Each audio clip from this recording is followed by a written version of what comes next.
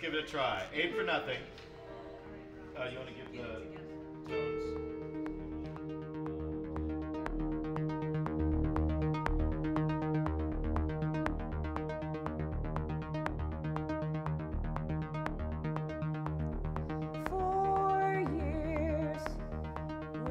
Still see me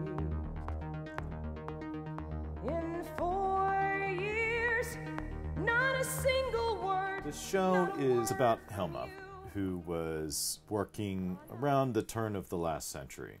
And she is one of the first abstract artists. And she was also inspired by these spiritual movements that were going on at the time, like theosophy and anthroposophy, and it was a very spiritualist time, and she was tapped into that world. She had this idea, which I think was true, that she was getting these ideas from a higher power and then translating them into these gigantic canvases that she made.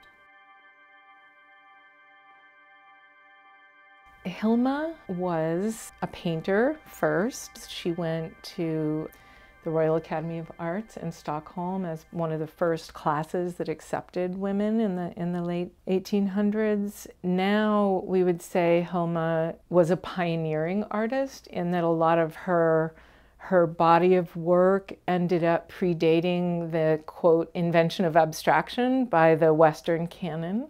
Her ideas from what she considered to be non-physical, energetic sources. She ended up creating a body of work that was never included in the art historical canon for all the reasons, being a woman, being outside of the mainstream somewhat, but she is, in the last, especially decade, been rediscovered and is sort of requiring art historians to rewrite the narrative a little bit.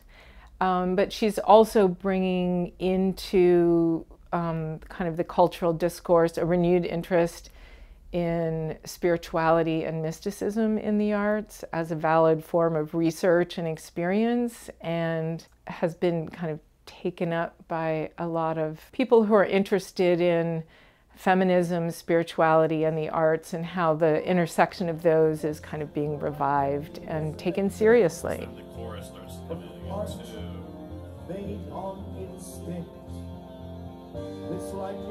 and then we can let the Lawrence break out of it.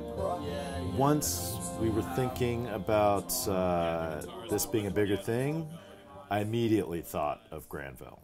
My job is to make sure that all the things that are happening, you know, underneath don't distract from that main sound, that main voice, but they also help to augment it. It's like making a moment feel stronger by giving it more dimension. So it's like, you know, if I go to a beach, you know, the sound of the waves and the sound of the birds aren't necessarily something I'm focusing on. You know, and even the, you know, the sunrise that's happening, but all of those things contribute to the way that I feel when I get there, and that's kind of what my job is. Exactly, it's like this. So this feels a little far musically. That's why I was. Maybe we need to attach it to the. I know I have a personal goal of trying to make people feel connected to the opera experience, but in a way that's familiar to them and the things that they're already consuming. I want to make it so that it's something that creates a community idea where you get to sit down and hear somebody tell a story. And this story sounds like the soundscape of, you know, where I would travel or where I would be.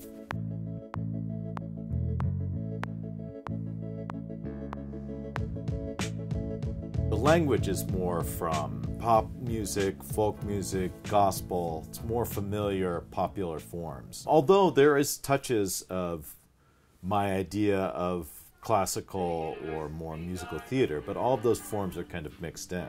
If you come in with no knowledge of opera, I think you could watch this and find the music to be something that you are somewhat familiar with, because it's using these popular forms and this kind of popular language.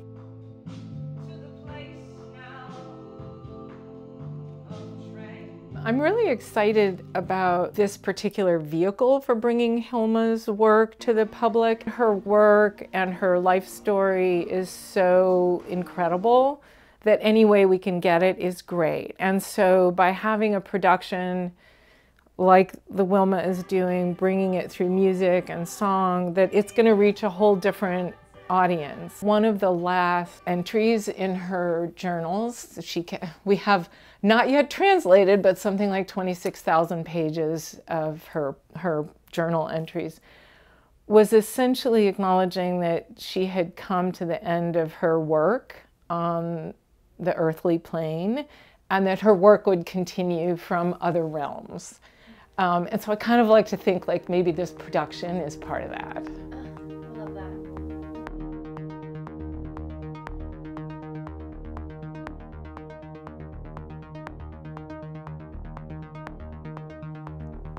For years, will you still see me? In 4 years, not a single